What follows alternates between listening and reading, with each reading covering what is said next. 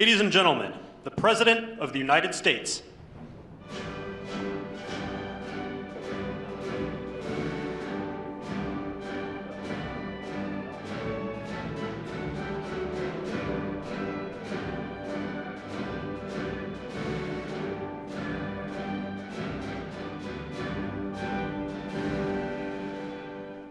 Thank you very much. Thank you. Please.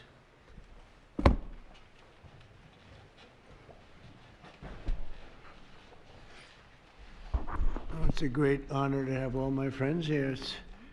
It's like Old Home Week. What a job you're doing. And thank you very much for that.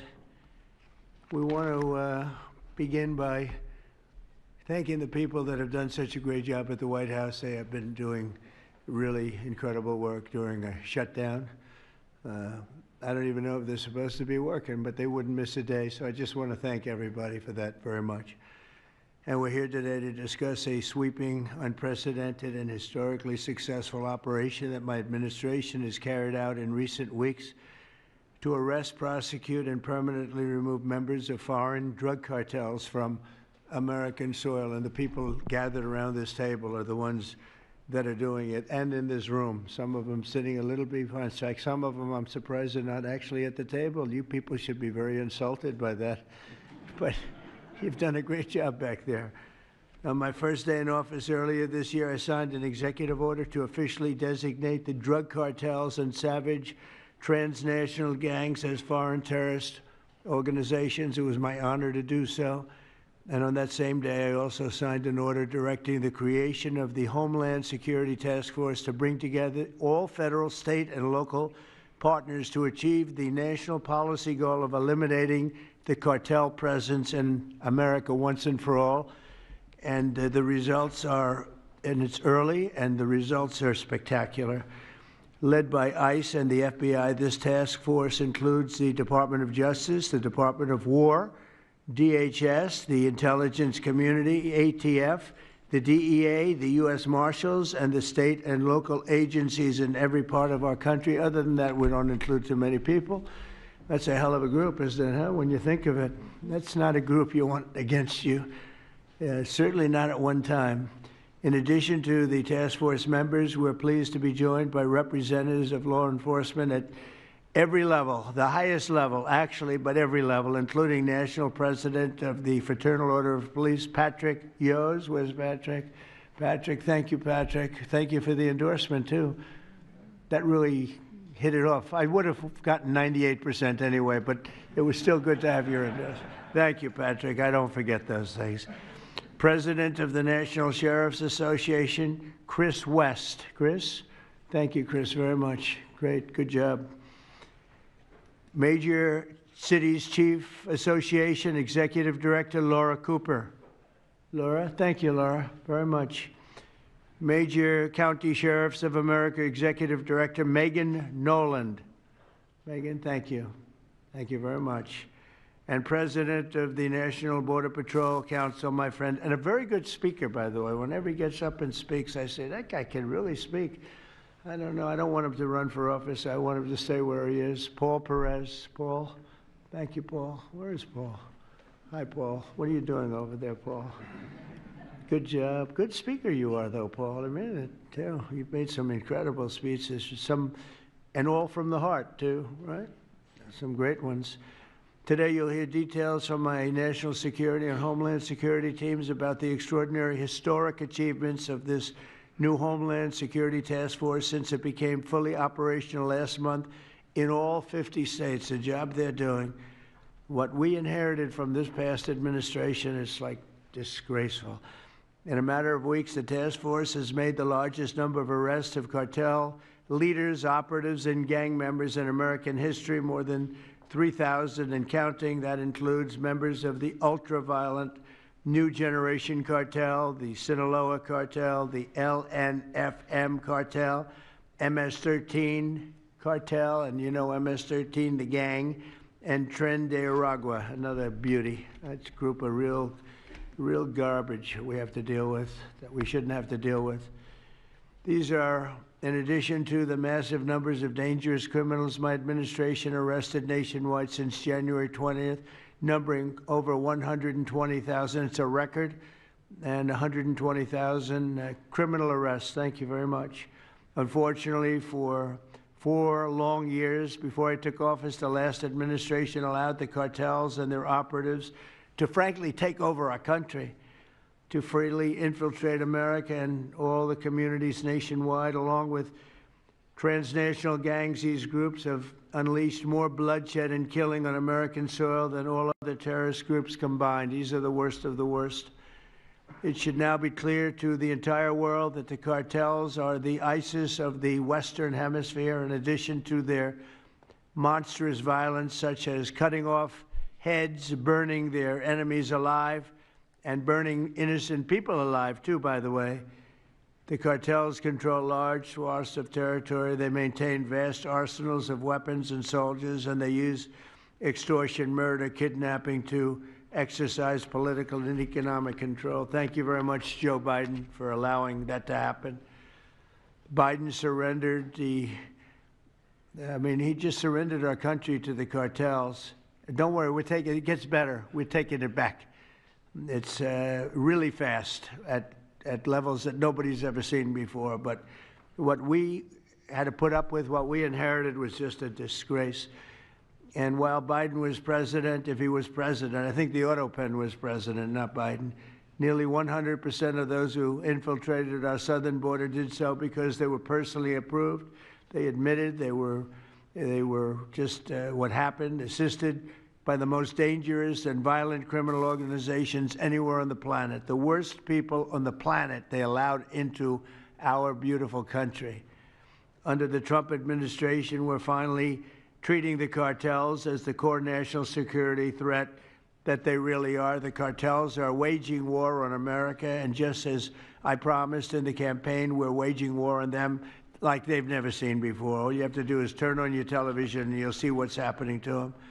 Past administrations have tried to mitigate this threat, and our objective is to eliminate it. We're not mitigating, we're eliminating. We're getting them out. The bad ones we're putting in prison. We hate to do that because that means we're stuck with them for 50 years or more. In recent weeks, our Homeland Security Task Force has seized more than 70 tons of deadly narcotics, along with more than 1,000 illegal guns. And that's just recently. This is already the most successful anti-cartel and anti-gang operation in American history, and it's just getting started. We have incredible people. A lot of them are in this room with us today, and it's an honor to have them. But we're going to not stop until the threat has been fully and completely eradicated. I want to thank task force members with us today, including a person who's doing a fantastic job, Attorney General Pam Bondi. Thank you, Pam. Thank you. Secretary of War Pete Hegseth. Sounds so much better than Secretary of Defense. I don't know. Do you guys agree with that? I don't know. It sounds, we won the First World War, the Second World War. I always say everything before and everything in between. And then we got woke and we said, well, let's call it defense. I think we like it this way better. It's funny. That's something I thought it would be maybe controversial. And it's only controversial that we changed the name in the first place. It's not controversial at all. It's been unbelievably well accepted, Pete. Hasn't it, right? It's been pretty amazing. I thought it would be controversial. People want to have our country back. People want to do exactly what we're doing right now, and we're getting a lot of credit for it, and we should. I want to thank, though, Pete. You're doing a great job. Pete Hegseth. Secretary of Homeland Security, Kristi Noem. Kristi, thank you very much. Director of National Intelligence, Tulsi Gabbard. Tulsi, good job. And the heads of all of the law enforcement agencies all throughout the room. You're really amazing, the job you've done. To provide additional details on our mission, I would like also to ask General Bondi to say a few words, followed by Secretary Noem, Secretary Hegseth, Director Gabbard, Homeland Security Advisor Stephen Miller. Stephen, you're such a superstar, Stephen. They called Stephen the other day a very bad name, and I said, you should sue them, Stephen. I think he will. I hope he does. FBI Director Kash Patel and Deputy Attorney General Todd Blanche. And I just want to say it's an honor, the job we're doing, and these people are doing absolutely incredible. I'll just add a couple of things. In Memphis, as you know, where the numbers are down in half already, and it's only been about 2 weeks. Doing a fantastic job there. Thank you. Incredible. Nobody thought it was possible. It was really it was a very sick city. It was horrible what happened there. People would go from, if you're on the board of FedEx, they would ride you 1 block to the hotel. They said you couldn't walk it because it was too dangerous. And they're already feeling better about it. But the best example right now is Washington, D.C. We went from one of the most unsafe places in the planet, I hate to say, but in this country, to a totally safe city. It's nothing's crime-free, I guess, but this is about as close to crime-free as you're going to get. And you guys have done an incredible job with that. Every one of you have worked so hard on this one, and it's our nation's capital. And people would go to the nation. They'd go from, I always say, Iowa, Indiana. They'd go from Florida. They'd come up. They want to see the monument. I want to see the Lincoln Memorial. I want to see one of the monuments, any one of them, and they'd go home in a coffin. But not anymore. It's not happening anymore. We haven't had that happen in a long time. It was averaging more than 1 a week, 1 person a week. Who would think that's possible? And it hasn't happened anymore. And we have a safe city. We have a city where the restaurants are booming. People are going out. Nobody's being mugged, hit over the head with a baseball bat. None of the stuff is gone. We took out 1,700 criminals, many of them career criminals, many of them given to us by Joe Biden and his ridiculous open borders policy. They came in from jails from all over the world, not just South America, from all over the world. Jails, they came in from mental institutions and insane asylums all over the world, drug dealers, and we got them the hell out of here. They're either that, or if they're so bad, as I said before, we put them in jail because we can't take a chance that they come back. But I want to just say that Washington, D.C. is such an example of what could be done. And now the same thing's happening in Memphis. We're just halfway through the process, and already the numbers are far superior, far better than what we would have thought at this time. And Chicago, I just saw the number. Last week, it was last weekend, 4 were murdered, 11 were shot. And then I have this guy Pritzker, is a very weak governor. Let me be nice. I'm going to be very nice. He's extremely weak. He's pathetic. I have Pritzker get up and say how great they're doing in Chicago. They're doing very poorly. So 4 were murdered, 11 were shot. I would say, and that was not a bad week for him. Okay, that was not a bad week. He's had somewhere 18 or 19 were murdered. And you know what his excuse was? Yeah, but that was a long weekend. Okay, can you believe it? He said that was a long weekend. He's bad. And the mayor is worse. I mean, that mayor is worse. Low IQ, very low IQ. And we don't need low IQ people. We need people that are going to take care. And I love Chicago, and I love those beautiful women, black women, beautiful women wearing MAGA hats. And they're all over the place in Chicago. They want protection. They don't care if it's the National Guard, if it's the Army, Navy, Coast Guard, Marines. They'll take Space Force, okay? Space Force, send them in. They just don't want to be mugged, killed, raped, shot in the head, and we stop it. So we're going to be given a very special, we're going to give Chicago very special care. As you probably know, maybe you heard, we were going to do a big surge in San Francisco, but I got a great call from some incredible people, some friends of mine, very successful people. Mark, who's, everybody knows him, and Jensen, everybody knows Jensen, NVIDIA, and others called me from San Francisco. And they said, we're working really, really hard with the mayor, and we're making progress. Would it be possible for you to hold off the surge? And I had 4 or 5 calls, and I think they're making progress of their own. That would be the greatest. I mean, if they could do that, that'd be great. And they have great competence in those people. I mean, incredible competence, some of the smartest business leaders. And they're working very well with the police department. They're doing a good job. So we are holding off that surge, everybody, and we're going to let them see if they can do it. I said, I think we can do it much faster. I know we can do it faster. I think we can do it better than anybody. We can take criminals out that they're not going to know about, and probably they don't have the legal authority maybe to do what we can. But I'm okay with it, and we're going to let San Francisco, has the potential to be, it was a great, great city, has the potential very quickly to be a great city again. And these are the companies that are there that are all working, and those are the people that asked me, could you do away with the surge, and let's see how it works. And we'll do that. If we need to, we'll do it.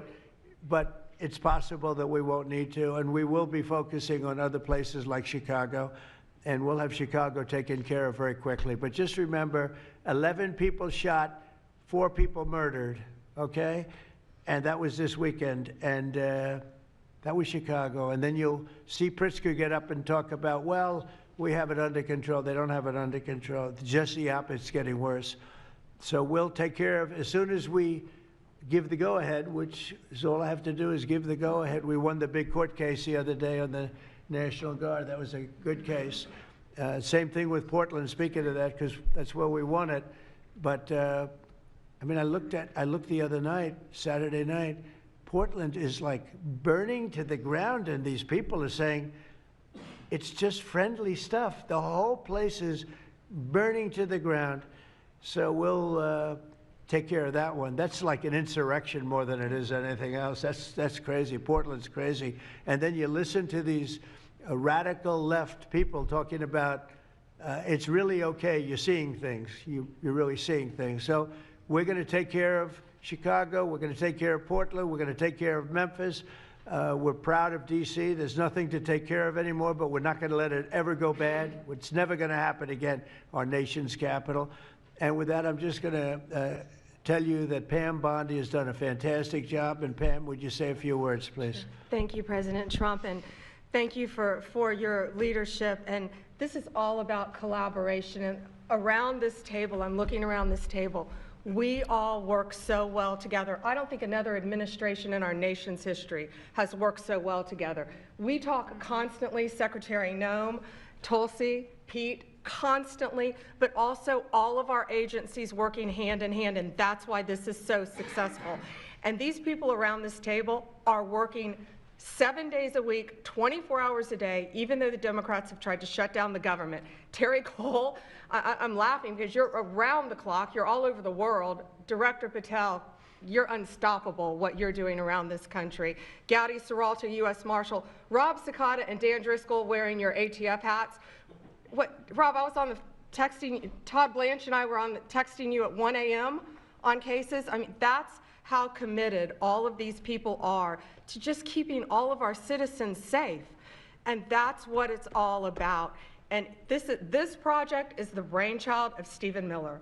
And you are doing so much to keep our citizens safe, our kids safe, and get these drugs off our streets. Like the mayor of San Francisco and I are going to be meeting on fentanyl in a few weeks and working hand in hand on that. Secretary Noem spoke to him.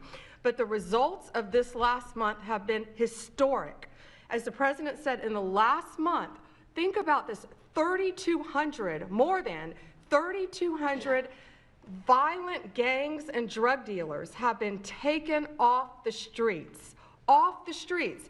Now, Director Patel and all of these agencies have also been working so hard on getting the leadership.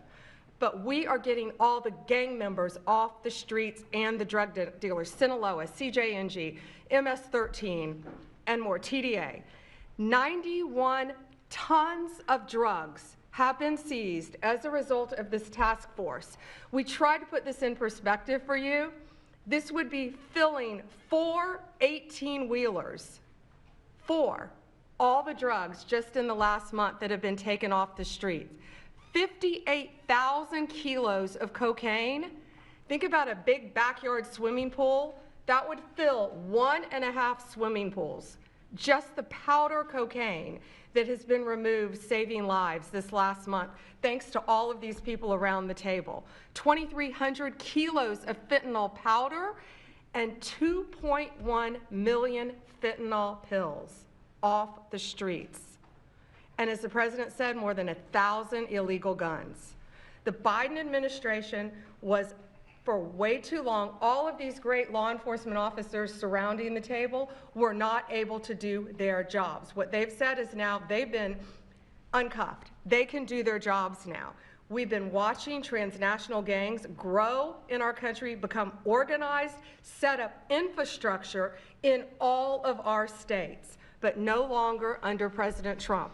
We are destroying the infrastructure, and we're no longer on defense. All of these great men and women are on offense, so they better get ready. We're dismantling the cartels, and we are taking the leaders into custody and all of the gangs.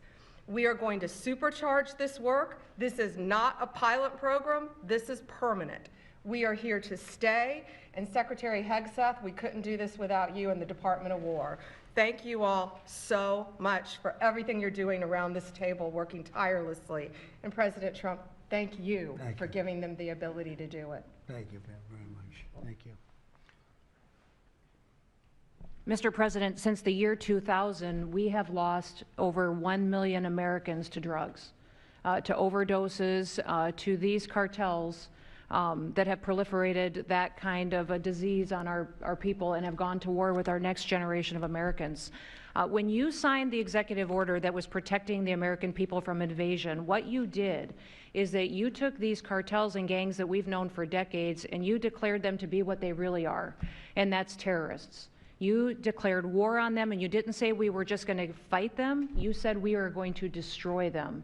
And everybody around this table is so honored to be here to work with you to destroy these terrorists that have been killing Americans for years and getting rich off of it. I'm so proud of the work that was done just in the September surge. You referenced that earlier. We had over 400 operations that went down in those first 43 days of the Homeland Security Task Force in operations that brought, as Pam referenced, 3,200 terrorists to justice, got them off the streets. Sir, we also have had over precursors and chemicals that were brought in. We've had the work at the southern border. We've got Border Patrol here at the table with you. Fentanyl has been cut down by 50% coming into this country over our borders.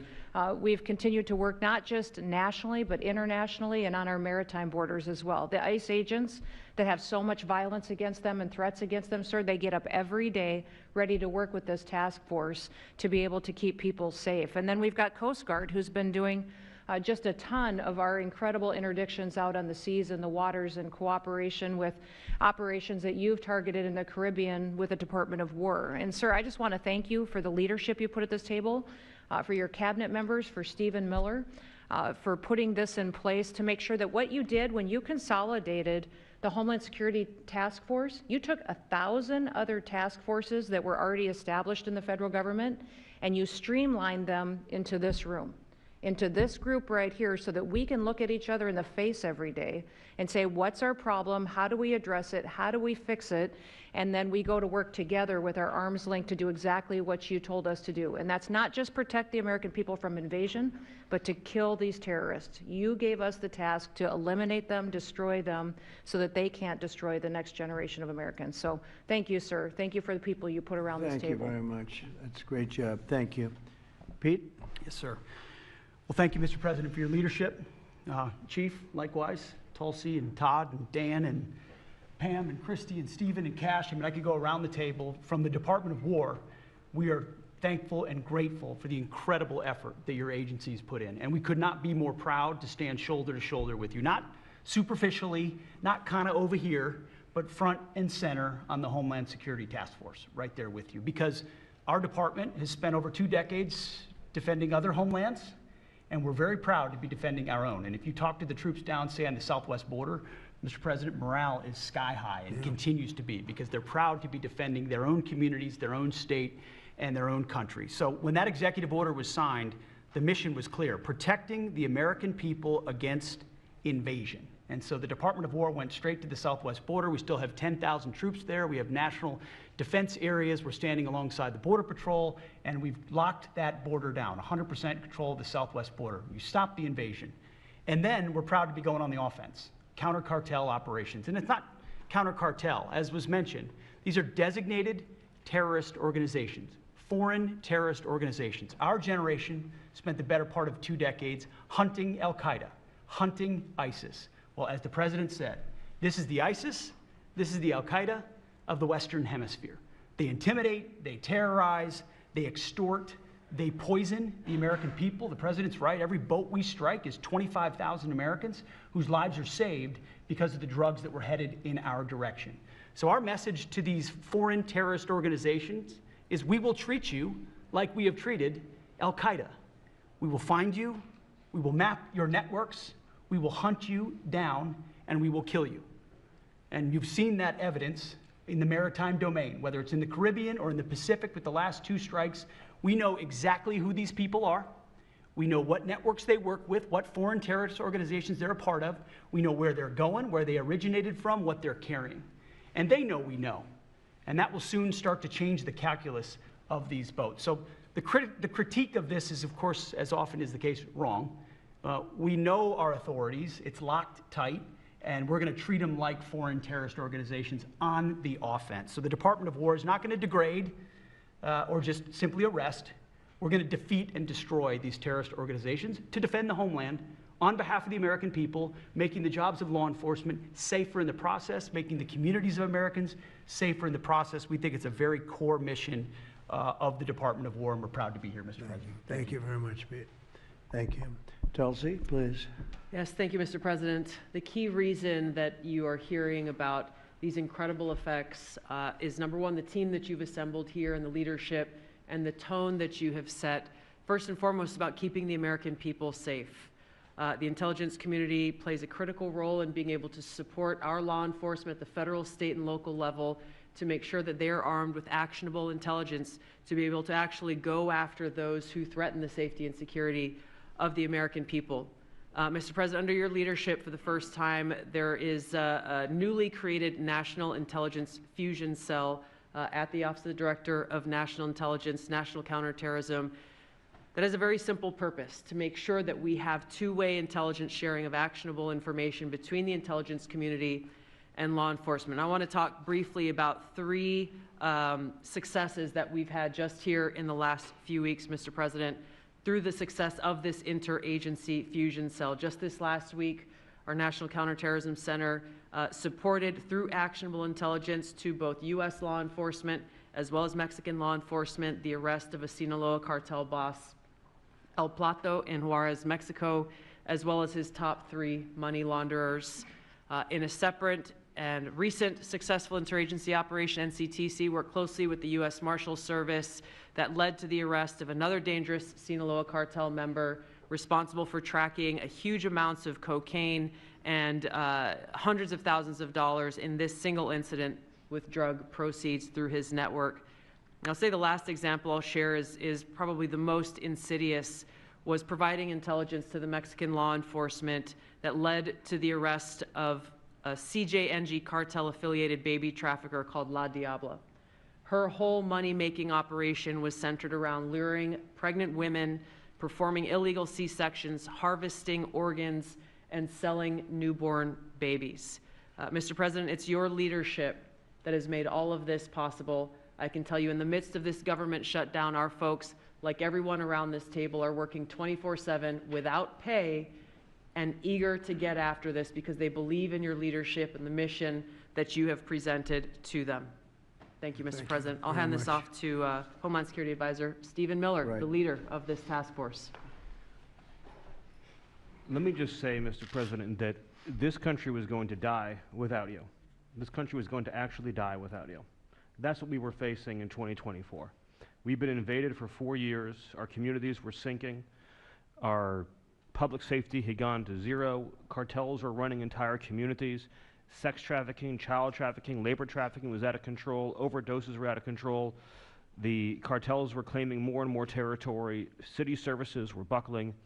This was a country on the verge of dying, and you alone saved it. And when you stepped forward originally in 2016, you started the movement to make America great again, and that means make America great again in every way, and that means safety and prosperity and peace and freedom from cartels and crime and gangs. And your vision and your leadership in declaring war on the drug cartels is the single most successful public safety initiative in American history. And I need the media to understand what President Trump has done. People have been talking about drug cartels for longer than I've been alive. And everyone has just taken for granted that they can't be touched or stopped. They're too big, they're too powerful, they're too evil, they're too murderous. They can operate with impunity. And in just 9 months, President Trump is the only American leader, not just in our lifetimes, but ever, to actually take the fight to the drug cartels, to actually seek their eradication. And it is happening. And so while the Democrats are shutting the government down and fighting for free health care for illegal aliens, look at what President Trump has assembled here. He's assembled a team under his vision, direction, and leadership that is saving hundreds of thousands of lives. Hundreds of thousands of lives. And only President Trump could have done this. And I will say one last thing, which is that his courage has been an inspiration to everyone else in this room. There are people in this room, looking at, for example, at Todd Lyons, who have been relentlessly doxxed and harassed and threatened. But when they see President Trump's courage, what he's been through for 10 years to save America, when they came after his family, his businesses, his safety, his freedom, everyone at this table knows we can give whatever it takes to get the mission done. So President Trump, thank you for your leadership, your boldness, your courage, and your vision. We're honored to serve underneath you. Well, I want to thank you, Stephen. And I have to say that, I've been making the rounds. I'm leaving tomorrow for some very big meetings, including with the president of China, where I think we're going to come out very well, and everyone's going to be very happy. But everybody said the same thing. A year ago, we had a dead country. We were a dead country. We really were, in a lot of ways, not just this. We were dead as doornails on this, but we were a country that was in serious trouble and beyond that. And we have the hottest country anywhere in the world right now. The whole world is talking about it. We have the hottest country anywhere in the world. We're going to clear up this crime in our cities. We can do it quickly, too. They showed how quickly we could do it in D.C. It was a real bad place. It was a real mess. Dirty, filthy, disgusting, graffiti all over the place, tents on every ounce of parks that we had. Just disgusting. And I rode around last weekend. I rode around the city. I felt very safe in that car, but, I would have done it without it. I wouldn't need that car so much anymore, I will tell you. But the place was clean. We've started that also, not only law and order, but the cleanliness is important. I think cleanliness is almost a part of law and order. If you see dirty, disgusting streets and potholes all over the place and railings falling down and graffiti all over the marble, beautiful statuary marble columns, those gorgeous columns where they had graffiti, it's all gone. And I think it's a part of it. I really do. I think it's a big part of it. But we have a city that we can be proud of. We're going to be that way with every city we have. That's why with San Francisco, I wish them luck, but we could do it so much faster. I told the mayor, I love what you're doing. I respect it, and I respect the people that are doing it. They're the biggest people in the country. They're the biggest people in the world. A lot of the high tech. Some people like them, some people don't, but they're smart, and they want to do it. And I said, I am so honored to let you do it. And if it doesn't work out, we'll do it for you very quickly. But I just want to thank the people around this table are amazing. Cash, please go ahead. Mr. President, I'll just keep it short, but I think what the media should realize is the amount of courage it takes to do this. And you led that mission. You led it during your campaign, and you brought it to the American people. I think the media should focus on some of these numbers the Attorney General just riled off. Those aren't numbers, those are lives. Lives saved by the millions, enough fentanyl to kill over 200 million Americans, gone, evaporated off our streets permanently. Your vision to safeguard American freedoms and our children and our future is the most courageous thing I've ever seen a president of the United States ever do. And your ability to marshal it out in 8 months, these statistics would have taken other administrations decades. And the partnership that you see around the table, I just want to, sum it up with the following. When I call these folks around the table, when I call our state and local law enforcement partners who have been absolutely critical to this mission, when Stephen Miller called me and said, we're going to create the Homeland Security Task Force, and the FBI and DHS are going to co-lead it, I said, absolutely. The country's been yearning for this and needing it. And the one thing I see different than any other administration is when I call these people, they pick up. I don't get a voicemail. When I make an ask, they answer, and the same is true. And so the FBI is playing a pivotal role in your administration in helping lead out this mission, and Stephen's vision has finally come to life. And instead of attacking the people at this table, maybe the media should go out there and talk to the lives that have been saved forever. and the communities that have been safeguarded, because it takes courage to do that. It takes courage to implement that plan, and it takes a president and President Trump to put a leadership team like this together. We are actual friends, and I know the media doesn't want to call us that, but we do that. We do hang out. We do work together. It's a 24/7, 365 mission that doesn't turn off, Mr. President. And as Stephen said, we're inspired by your leadership, and this country's thankful for these 8 months, and I can't wait to see what the next 4 years looks like. Thank you very much. Thanks, Cash. Great job. Todd, please. Thank you, Mr. President. The number that I think matters, over 3,266 terrorists have been taken off the streets in 2 months. And for each of those arrests, there's anywhere from between 4 to 20 law enforcement agents, federal, state, and local, executing those arrests. And that means every one of them are putting their lives on the line to make these arrests, to make our communities safer. And so what I will say to them is thank you, but also what I will say to them is that to the extent that there are politicians, as recently as today, suggesting they are doing something wrong. We have governors, district attorneys, mayors, and even congresswomen suggesting that our federal law enforcement and the state and local law enforcement that are helping them are doing something wrong. That is disgusting and something that we will not tolerate. That every day Attorney General Bondi and I talk with all of our partners, making sure that they know that if any one of our federal agents, our state or local agents working under the HSTF banner are even touched by any of these terrorists or rioters, they will be prosecuted to the fullest extent of the law. When politicians aid these terrorists by trying to give them comfort or protection or suggesting that somehow our men and women are doing the wrong thing, same problem. We will not tolerate it, Mr. President. So thank you to all of our state and local men and women that are helping us, and our federal law enforcement officers that are literally putting their lives on the line every single day. We will always protect you. Thank you, Mr. President. Thank you very much, Todd. A really good job you're doing, too. Thank you. Any questions, maybe pertaining? Mr. President.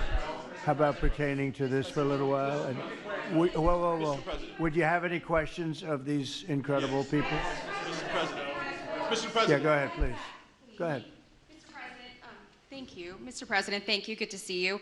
If I could just ask both of you, including Secretary Hegseth, there's reporting the U.S. just sent B-1 bombers near Venezuela to ramp up some military pressure there.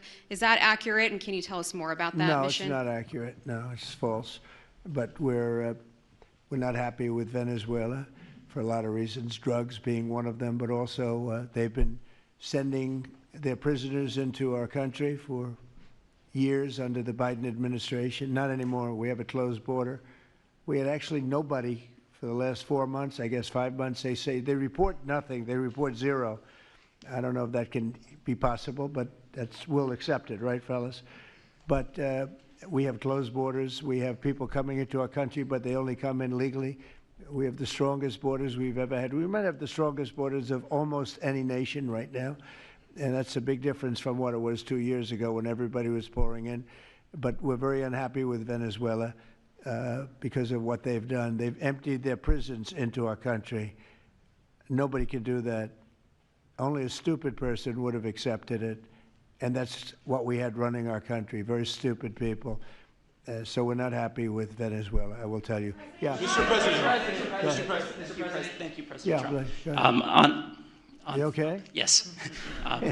On fentanyl. I'm saying, we're going to lose Sorry you. about that. On fentanyl, We have some President Trump. good medical help right over there. That's all right.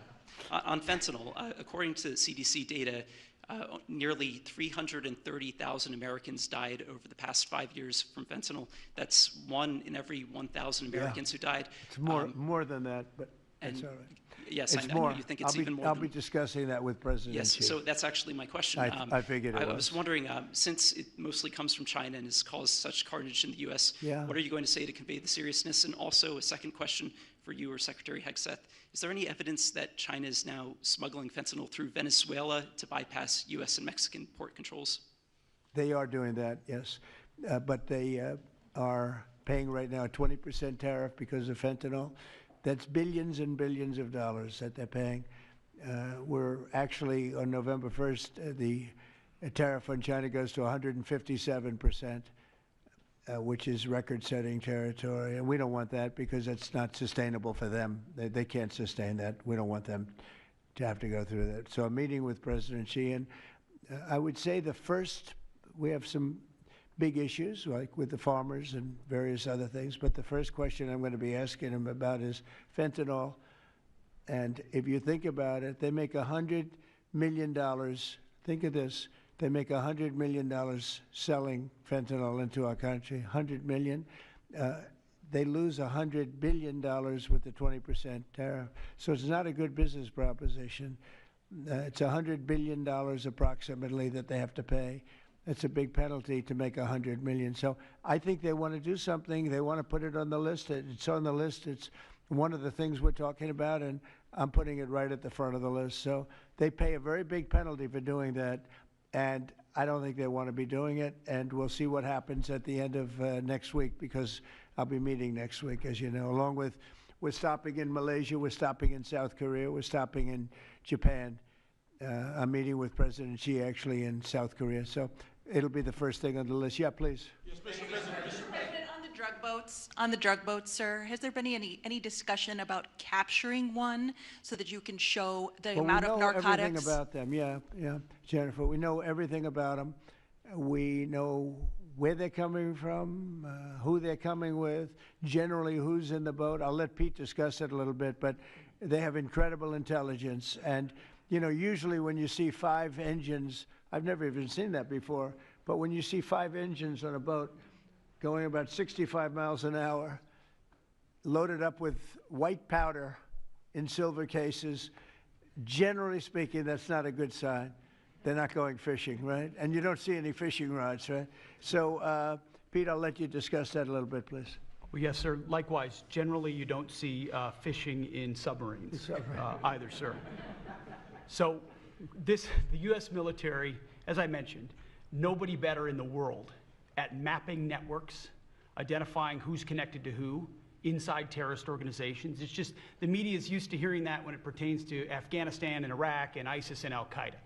But if you reframe how you understand the world in our own hemisphere, that's exactly what these foreign terrorist organizations are. And so we will track them, we will map them, we will network them, and we will hunt them and kill them because they're trying to and they are killing and poisoning the American people. And inside that, we have all the license necessary, all the authorities necessary to take these kinetic strikes, and we'll continue to take them. And we've been, you know, just to add, because I think it's important, we've been capturing them for years. You know, it's not like, gee, let's capture one. We've been doing that for years. For 25 years, we've been doing it. Not at a level like we're doing it now, I mean, just with the hits we're hitting, but we have much more intensity than any administration's ever had. But we've been capturing these boats for years, and they get back into the system, and they do it again and again and again, and they don't fear that. They have no fear. The thing I can tell you right now, it's very hard to find any floating vessel right now on the Pacific or in the Gulf, and I would like to call it by its official name, the Gulf of America. Another little triumph of the Trump administration. I said for years, I said, why do we call it the Gulf of Mexico? It's 93%, the shoreline is 93%. All right, so I never understood that, so I made that change. I never realized how easy that was going to be, other than, I guess, AP fought us in court, and the judge said, but that's the name. And actually, they were sort of semi-prohibited from even covering us after that. It was pretty amazing. But we have the Gulf of America, and there are very few boats, very, very few boats, not even fishing boats, to be honest. I don't want to do that to the fishing industry, but it's been so effective. And our sea drugs, as they call them, they use the term sea drugs, the drugs coming in by sea, are like 5% of what they were a year ago, less than 5%. So now they're coming in by land, and even the land is concerned, because I told them that's going to be next. You know, the land is going to be next, and we may go to the Senate, we may go to the, you know, Congress and tell them about it, but I can't imagine they'd have any problem with it. I think, in fact, while we're here, I think it's a good idea, Pete. You go to Congress, you tell them about it. What are they going to do? Say, gee, we don't want to stop drugs pouring in. They're killing 300,000 people a year. I think that's the real number, 300,000 people a year. So between that and my discussion with President Xi, I think we're We have never made progress like we've made. The sea drugs are almost dead, and they can't come in that fast from the land. And the land drugs are much more dangerous for them. It's going to be much more dangerous. You'll be seeing that soon. So that's the way it is, yeah. Go ahead, please. Yeah, go ahead, please. With the glasses, go ahead. Thank you, Mr. President. Good. I wanted to ask, what's your reaction to Representative Dan Goldman calling on NYPD to arrest ICE agents who he says are acting illegally? He says they are illegally assaulting people and illegally detaining people at immigration courts in New York. Well, you know, I know Dan, and Dan's a loser, you understand. He's a guy that doesn't have what it takes. He's been trying so hard, and they're exhausted. I mean, it's so ridiculous, right? A suggestion like that. So, you know, they're just trying so hard, and it's not working. They've even now started imitating me, of all people. They want to imitate me. And they start using foul language, but they use too much of it. You know, you can't use the F word 7 times in one sentence. It doesn't work. It might work once every 7 news conferences, but you can't do it. You can't do it 7 times in one sentence. So I don't know. They're really they're in big trouble. That party. Go ahead. Mr. President. Some alleged smugglers have survived some of these recent strikes and been sent back to their home country. If they're terrorists, why not just arrest and detain them? Go ahead. 2 points on that. First, when I served in Iraq in 2005 and 2006, we used to, in sort of a gallows humor way, talk about the Iraqi catch and release program, the reality that we would catch a lot of people, hand them over, and then they would be recycled back through and we'd have to recapture them or attack them again. And that's why changing the dynamic and actually taking kinetic strikes on these boats ought change the psychology of these foreign terrorist organizations. To those 2 that survived the shot on the semi-submersible, think again, compared to Iraq and Afghanistan, the vast majority of people that we captured on the battlefield, we handed over to the home country. Did we always like how it shaped out? Sometimes we did, sometimes we did not. But 99% would go to the Afghan authorities or the Iraqi authorities. So in this case, those 2, they were treated by American medics and handed immediately over to their countries where they came from, hopefully to face prosecution, which is a very standard way of handling something like this. And you'll do that with future survivors, anyone else who survived? We've got protocol of how we'll handle it. Mr. President. Not that guy, he's so hopeless. Go ahead. Go ahead. Yesterday, there was a vote at the Knesset on annexing the West Bank. Do you see it as a challenge to your peace efforts? Could you say that louder, please? Yes, yesterday there was a vote at the Knesset in Israel on annexing the West Bank. Do you see it as a challenge to your peace efforts? Will you answer that, please? Because I cannot understand the words you're saying. Where are you from? Where are you from? You're from France. Beautiful accent, but we can't understand what you're saying. Huh? She said a vote at the Knesset on the West Bank. The West Bank is, don't worry about the West Bank. Israel's not going to do anything with the West Bank, okay? Don't worry about it. Is that your question? They're not going to do anything with the West Bank. Don't worry about it. Israel's doing very well. They're not going to do anything with it. Yeah, please. Mr. President. Thank you, President Trump. Are there any safeguards in place to protect Americans from fentanyl and cartels when you leave office in 2028? Any protocols that could be put in place in case a future administration comes in that wants open borders? And I also have a question for the Secretary of War as well after your answer. Well, the biggest thing we can do is make sure they don't come in, because open borders, they would destroy. It's amazing that our country is even surviving with what we went through, coming in by the millions and coming in from the wrong places. You know, I know all these people that run these countries, and they're smart. They're very street smart, and they're not sending their best, you know. They're not sending, they're taking them out of their prisons and their mental institutions, as I say over and over again. They're the drug dealers. They're the drug addicts. They're people that don't work. I mean, the best of them are people that don't work. They don't work. They're on welfare, their form of welfare, which is tiny. You know what their form of welfare? They give you a piece of paper. But they want people that work. They don't let those people come out because they want those people. You know, they cherish those people. Those are the people that make their country run. They give us all of the people that don't work and are murderers.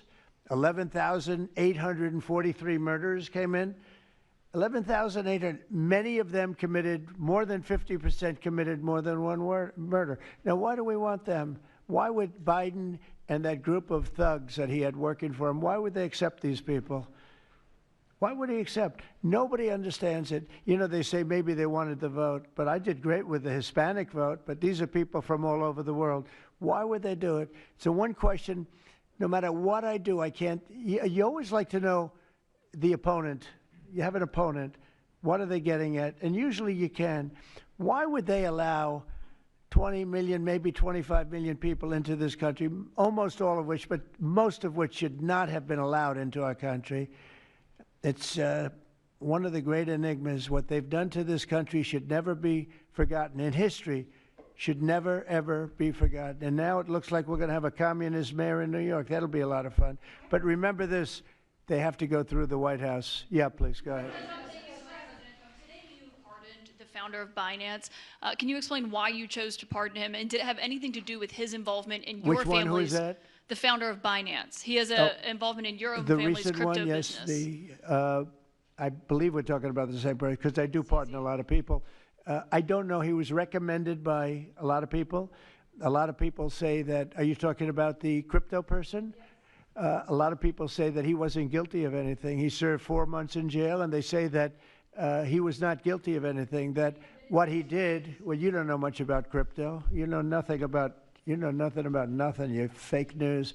But let me just tell you that he was somebody that, as I was told, I don't know him. I don't believe I've ever met him. But I've been told by a lot of support. He had a lot of support. And they said that what he did is not even a crime. It wasn't a crime, that he was persecuted by the Biden administration. And so I gave him a pardon at the request of a lot of very good people. Mr. President. Yeah, please. Yes, Daniel. President, thank you so much. This is the kind of question I like. Yeah, right here. the numbers from this task force are jaw-dropping. I wanted to know, this is a question for you and both Stephen, since it was said this is your brainchild. What are the lessons to be learned from the success of the task force, and what are your continued goals with this task force now that you have about 3 years left? Well, the best thing we have going is we have such talent around this table. I could go over every one of these men and women, and we have unbelievable talent. They've got the naturals, you know, like somebody that hits a baseball or a golf ball or a, you know, that you see more, it's more evident. It's beautiful because it's sports. You can tell somebody right away, are they good or are they not? These people are the most talented people at what they do. And when we started talking about this, Stephen and all of us, it seemed so easy. What is surprising to me is how quickly we can straighten out a large city, a big city, a mean city, a city that's sick, that got very sick with guns all over the place, with bullets shooting all over, where you take your life in your hands if you go out and buy a loaf of bread. That's not America. That's not our country. And those people don't care how you do it. They just want it done. They really do. You know, when you go to the people in the street, they don't know, is it National Guard? They just want it done. They want to be safe. And we've gained a great following of Americans, real Americans, people that want to be safe. But I think the biggest thing we say is we have tremendous talent. We were able to recognize, like a football team, like a baseball team, we were able to recognize the talent. And the talent is largely in this room for the whole country. It's largely in this room. There's really nothing like it. And that's why I think we had DC done, not perfectly, but pretty much done, at least normalized in 12 days. When you say would you say 12 days? On the 12th day, it felt different. And then, you know, we took a lot of bad people out, never to come back again. Then most of them never to come back again. But there's great talent, and there's also great courage. I've been watching what goes on. And then you have the radical left lunatics, and what's that all about? I mean, they're fighting us because we want to stop crime. Where do these people come from? They're paid money. I guess they're paid a lot of money. But like I saw that ridiculous march the other day, I say, these people are not representative of our country. And not all of them, of course, but many of them are total lowlifes. These are lowlifes. These are people that are paid agitators. and they're not representative of our country. So I don't know. I can just tell you that our country has tremendous spirit right now. You know that better than anybody because you cover it well. But we have a lot of people that are very happy right now with the direction. They did a poll the other day. The direction of our country is better than it's been in 37 years. And I'm upset because I think it should be better than that. I actually said we should be better than that. So, you know, thank you very much for your question. Brian? Brian? Mr. President, yes. Thank you, Mr. President. You guys have done an amazing job in Memphis. Some of those numbers are staggering, and we've gotten message on social media wanting to thank you for that. But I think, can you talk about the number of missing children you guys have discovered in Memphis? That's amazing. Well, it's hundreds of thousands were lost through Biden and the Biden administration, and we are getting a lot of them back, but they're either dead, they're slaves, they're captured in some form. But think of it, hundreds of thousands we're talking about, not even believable. And they came in through the border, they were sold, they were bargained for, and this was all Biden, meaning Biden and Obama, the same, you know, the same mentality, frankly. I think it's the same mentality. Let me tell you, Barack Hussein Obama was a lousy president. A lot of bad things happened. Remember when they used to talk about Trump with the jail cells?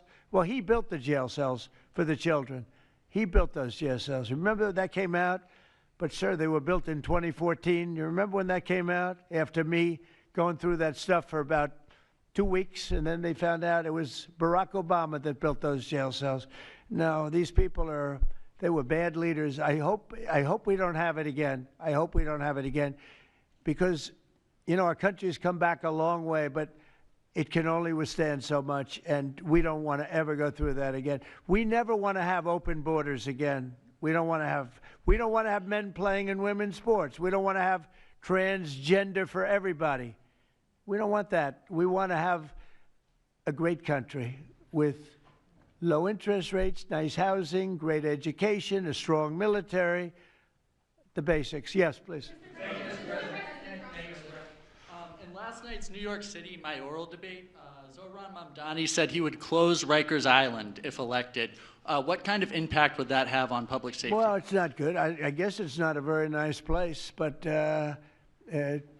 you need it. You know, you need something. You have a lot of additional people in New York City that should not have been here. They came here through the open border, through Biden's. You know, I don't know how they even do it. New York City's always been tight for money, and then they spend, you know, $8 billion, and nobody complains about it, on people that just showed up and they just came out of nowhere. Where did they get the money? All of a sudden they have money. I tell you what, we have to keep our prisons very fair and very safe, but you get a lot of criminals. We have a lot of additional criminals. I used to talk about it. They used to say, well, only good people come in from foreign countries. I said, that's not right. I didn't know that for a fact, but it had just started, right? The open borders and people flowing in by the millions. They make our criminals look like the nicest people on earth. That's the only good thing. They make our criminals look like nice people. They are the meanest, the most vicious. Tren de Aragua, you don't get any sicker. They cut people's fingers off because they called the cop. Did you call the cop? Yes. They cut off his finger so he can't call the cop anymore. And then they say, next time we're going to cut off your hand if you cut, because they took over his apartment in Colorado. You know, Colorado, they took over a town, then they took over another town, and you have a weak governor over there. He doesn't know what the hell he's doing, so he lets it go on. But we're getting them out of here. We're getting them all out. They're going back to lots of, not just Venezuela, they're going back to lots of countries. Venezuela would be one, however. Yeah, please. Thank you, Mr. President. Yeah. A moment ago, you said that if Secretary Hegseth went to Congress and briefed them on the operations No, we against will these, go, I said. You will go. And we it would will be go. difficult for them to object. I don't see any loss in going. No reason not to. You know, they'll always complain, oh, we should have gone. So we're going to definitely, I'd like to just tell you, let's go. We'll go. We're going to tell them what we're going to do, and I think they're going to probably like it, except for the radical left lunatics. And Mr. President, if you are declaring war against these cartels and Congress is likely to approve of that process, why not just ask for a declaration of war? Well, I don't think we're going to necessarily ask for a declaration of war. I think we're just going to kill people that are bringing drugs into our country. okay? We're going to kill them. You know, they're going to be like dead, okay? Yeah. Yes, red hair. Thank you. Beautiful red hair. Thank you. I'll tell my hairdresser that. She'll love it. This is a question for both you and the Secretary of War, Mr. Hegseth. Who are you with? I'm with the Center Square. We're a newswire service. With everything that's going on between the narco-terrorists in the Caribbean, and then also with more Chinese, Iranian, Russian ships also taking part in Venezuela. Are you have any plans of expanding operations out of Roosevelt Roads, and in fact, placing some home porting some ships there? Yeah, go ahead, Pete. We're familiar with the location that you're referring to, and we'll make sure that we're properly displaced in order to deal with the contingency we're dealing with there, and also any ways in which other countries would attempt to be involved also. So we can walk and chew gum. We're definitely keeping our eyes on near-peer adversaries at the same time, but we think sending a message on these cartels, these narco-terrorists, is an important inside our hemisphere, which for far too long, other presidents, as the president pointed out, they've ignored our own backyard and allowed other countries to increase their influence here, which only threatens the American people. We're changing that. One big thing that has happened, though, because you mentioned expansion and expand our efforts. So when I was running for office, second term, everybody was talking about the fact that nobody wanted to join the military, nobody wanted to join the great police force. You know, they didn't want to join New York's finest or any of our police forces. They didn't want to join anything having to do almost like with the country, with the uniform. We are setting records with the Army, Navy, Air Force, Marines, Space Force, Coast Guard. We're setting records. We've never had anything like it. And I'll tell you when it started, November 5th. We didn't even have to wait till January 20th. They saw spirit. And now we have people coming in that are, it's unbelievable. And if we wanted to increase our military force, if we wanted to increase any one of these, including police forces, they can now get men. People didn't want to be policemen and women. They didn't want to be firemen and women. They didn't want to go into the military. We were having tremendous recruiting problems, and now we're setting records. We literally, last year at this time, you were doing stories that the recruitment was a disaster. We couldn't get men and women to go into the military. Now we have such an overabundance. We've never had, I mean, it's, as I understand it, it's like record-setting recruitment. This is in less than a year. It's been amazing. So this is a good time to expand if we want to do it, and I think we should. I think we should, and we probably will. Yeah, please. Yeah. Blue. A couple questions for you. First for you and Secretary Hegseth. Is the administration supportive of sending National Guardsmen to cities for the express purpose of aiding deportation and immigration enforcement efforts? To expand deportation efforts? Sending National Guardsmen to U.S. cities for the express purpose of aiding deportation and immigration enforcement What efforts. we've done so far is stand alongside federal law enforcement in every way, facilities and personnel, but also we have a great deal of lift inside the military. We're able to move assets in a way that no other aspect of the U.S. government can. And so where we can rapidly assist with mass deportations, we have been happy to do that. And then one more question, if I may. Is the administration at all supportive of potential measures to crack down or regulate or even ban apps that track ICE agents' locations?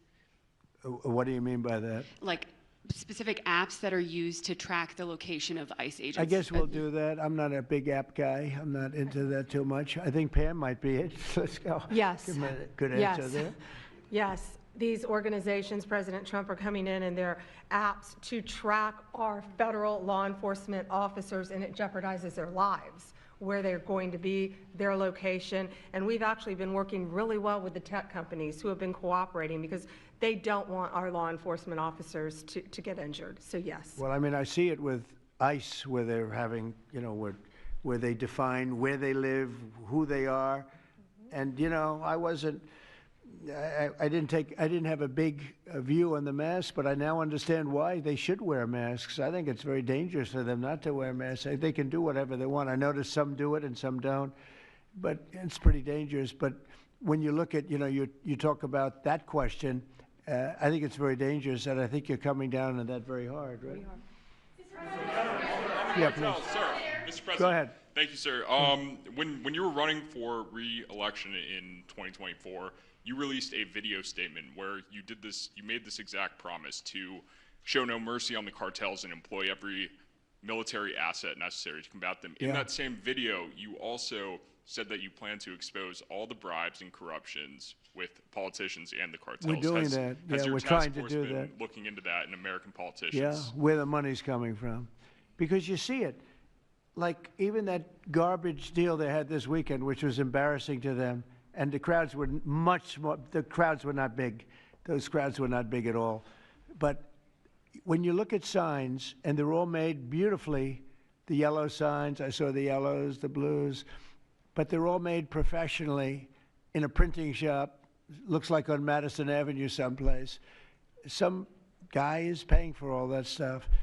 And we don't mind protest. Protest is a good thing. I protest. I'm always protesting, right? But when you see some of these people are going crazy. They're going crazy because they're getting paid. Because there's no reason for them to be going crazy. But you watch some of them, and they're professional agitators, and we are finding out who's paying them. Yeah, we have a lot of information about who they are. You're going to be very surprised when you find out. And I have a question for Secretary Hegseth. Sir, a memo circulating on social media details the establishment of a National Guard response force that's going to be trained in crowd control and civil unrest and deployed in all 50 states by April of 2026. Can you verify the authenticity of that memo, and do you have any more information on the operations? I'm not going to answer particulars on something that may be in the planning process, but we definitely do have multiple layers of National Guard response forces, whether it's in each state, whether it's regionally, whether it's Title 10 active duty, whether it's Washington, D.C. We've got a lot of different ways that constitutionally and legally we can employ Title 10 and Title 32 forces, and we will do so when necessary. Thank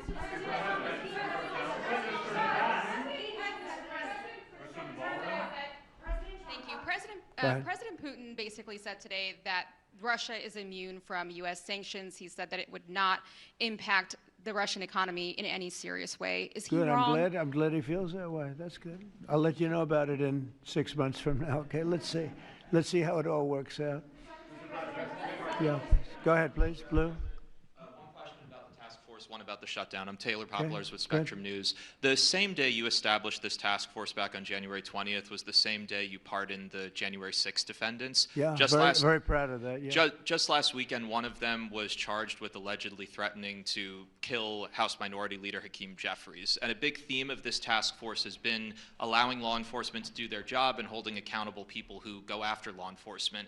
Do you worry that your actions back on day one undermine what this task force is trying to accomplish? No, you have thousands of people that we're dealing with, and you know, if one goes haywire, look at what this guy in Virginia said, where he wanted to kill his opponent. He's going to kill his opponent. He's going to kill his opponent's children and I think wife, and he continues to run. And the Democrats continue. He's running for what, Attorney General in Virginia.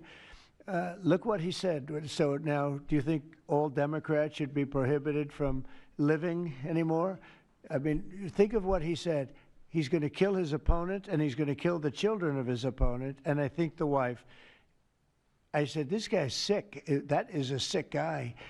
And how do you vote for somebody like that? But I don't view that every Democrat would say that, because not every Democrat would say that. So you can't, you know, you could have one person, but I don't know of the incident. I can say we're very proud of what we did. We had the courage to do something that should have been done. The problem sometimes the Republicans are too nice. They're a very nice party. The Democrats play a much dirtier fight. You know, it's amazing. You go after dirty cops like Comey, and you go after, these are dirty cops. Letitia James is a dirty cop. You go after these people, and they say how horrible you are, and yet I got indicted 5 times and impeached twice. Nobody says anything about that. You know, they say, oh, they actually said the other day, oh, he's trying to indict somebody. I got indicted 4 or 5 times, Todd, maybe more than that. Yeah, I think you could say 87 times if you really think about it, right? With the charges, a bunch of phony guys, but nobody says anything about that. But they mentioned it the other way. No, the Democrats play a very dirty game. It's all they're good at. They're good at a couple of things: cheating on elections and playing very dirty. And they have one good trait: they stick together. They stick together. They stick together through the worst policies that anybody's ever seen. It's unbelievable how they stick together. And I respect them for sticking together, but it's a dead party because their policies are no good. Okay. Brian, we'll do a few more and we'll go home. Wonderful. Everybody's going to go home. I'm going back to the Oval Office, however.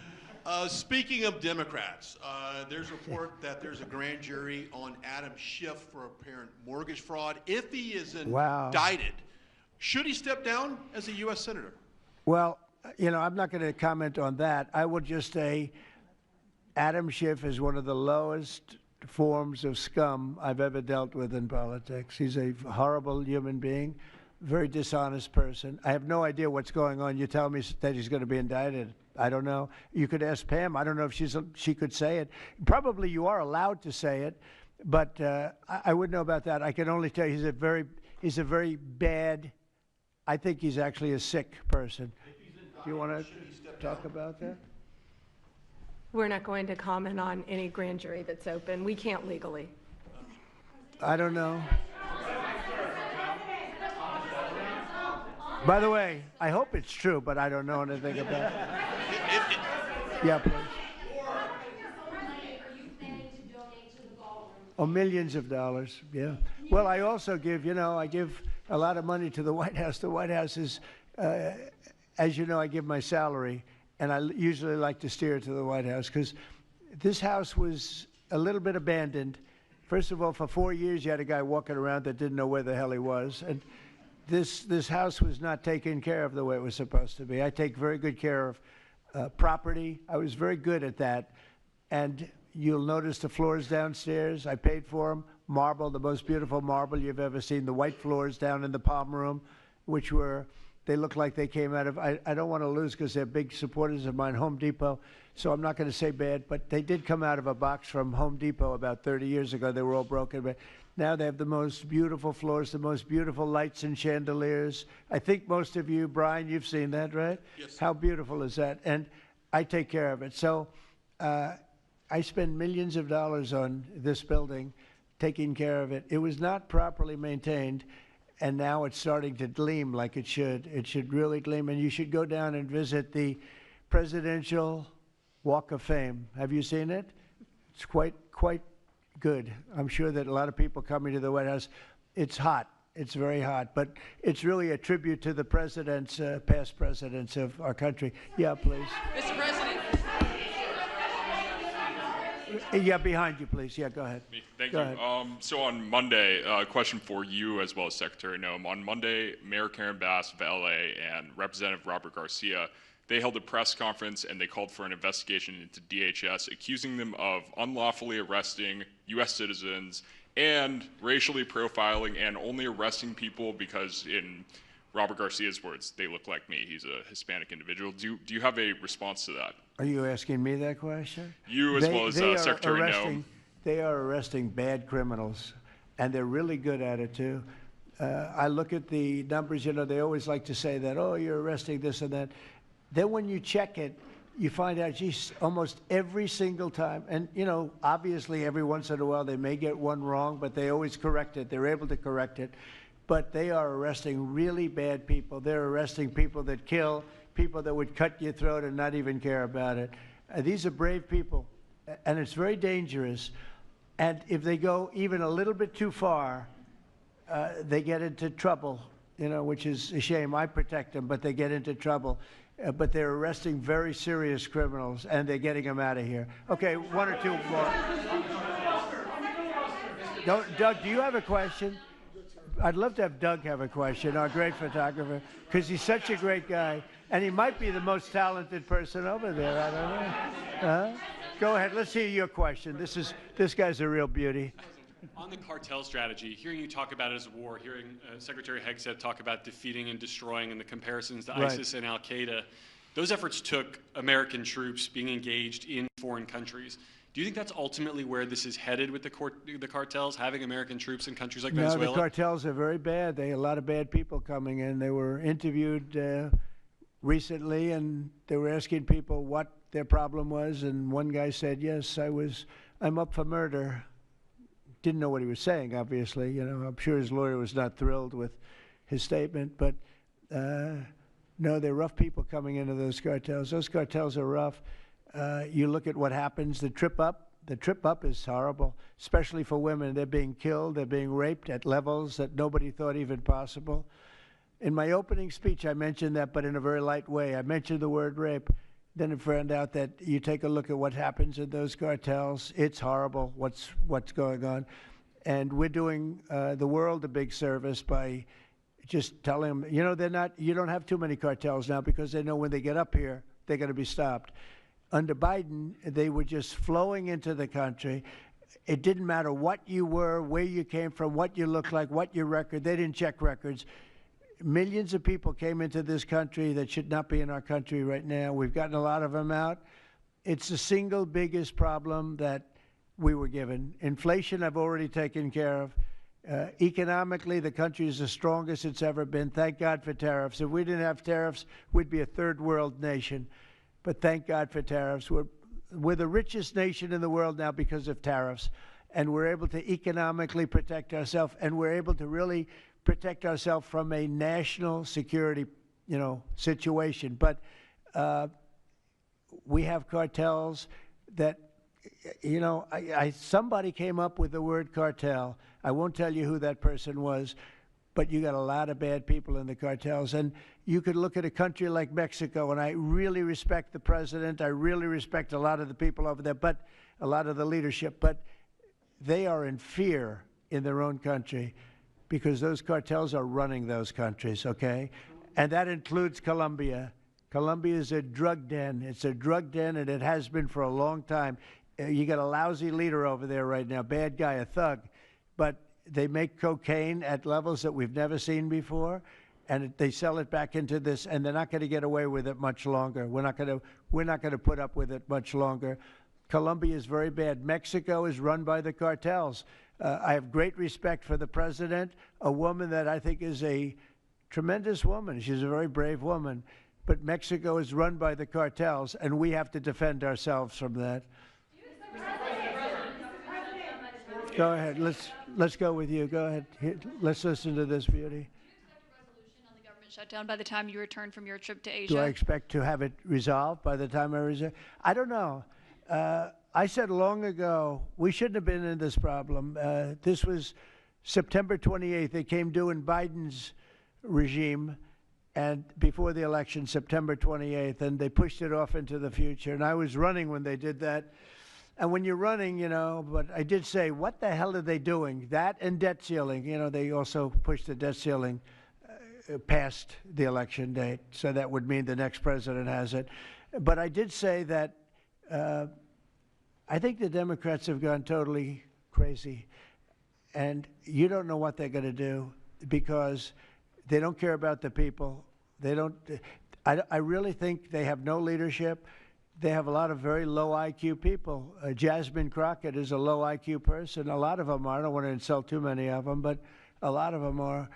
They have no rudder. I don't think they know what they're doing right now. They've never done this before. They always agreed to go and, called an extension. Let's do an extension and talk. Even today, look at what happened today. They don't want to pay the people that have worked, and, this was supposed to be this was a test. And they wouldn't pay the people that have been working. They said, no, we don't want to pay them. This is all the Democrats. Now, all we need is 5 Democrats. And I know a lot of Democrats that are saying they're more than 5. Probably not that many more than 5, but there are more than 5. And all we need is like 5 Democrat votes, so we open our country again. Sad, though, we have the greatest economy in our history. We have the highest stock market. All these things are rocking. We will have, by the end of my first year, more than $20 trillion of investment. The all-time record is $3 trillion. I think it's China. We're going to have $20 or $21 trillion. We've never had anything like it coming in because of tariffs. The money pouring into our country, the plants that are opening, AI, automobiles, everything. And the Democrats want to close our country. They're really, they say deranged. They suffer. I guess it's Trump derangement syndrome, which I think is going down now as an official condition by the doctors. I think they get paid extra money if they handle it because it's more difficult to handle than a normal mental disease. But you know what?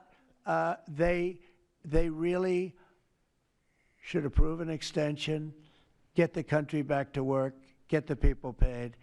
And, you know, it's very simple.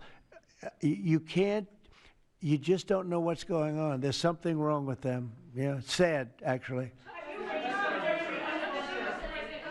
you raised the full $300 million needed to fund your? Have you raised the full $300 million needed to fund your ballroom? And how much specifically are you donating to this construction project? I think $350 million. All donor money and money that we put up. We've raised. It's going to be. It's going to cost right in the neighborhood of $300 million. It's been expanded and made absolutely. It'll be the most beautiful ballroom anywhere in the world, I think. And how much specifically are you donating to it personally? How much am I donating? I won't be able to tell you until I finish, but I'll donate whatever's needed. I'll tell you that. Do I have a name for the? I won't get into that now. Yeah, go ahead, please. Follow up on the shutdown. In the next couple of days, a lot of Americans are going to go without their first full paychecks. Federal workers. By the way, a friend of mine, talking about donors, a friend of mine, a man that's great. I'm not going to use his name unless he lets me do it. Susie can tell you about this, but he called us the other day and he said, "I'd like to contribute any shortfall you have because of the Democrat shutdown. I'd like to personally contribute any shortfall you have with the military." Because I love the military and I love the country, and any shortfall, if there's a shortfall, I'll contribute it. And today he sent us a check for $130 million. Do you share who that is? I would love to tell you. He doesn't really want the recognition, if you want to know the truth. But he gave us a check for $130 million, which was sort of a shortfall, yeah. And it's going to go to the military, yeah. Is that the correct number? $130 million. That's what I call a patriot. Okay. Thank you very much, everybody. Thank you. Thank you.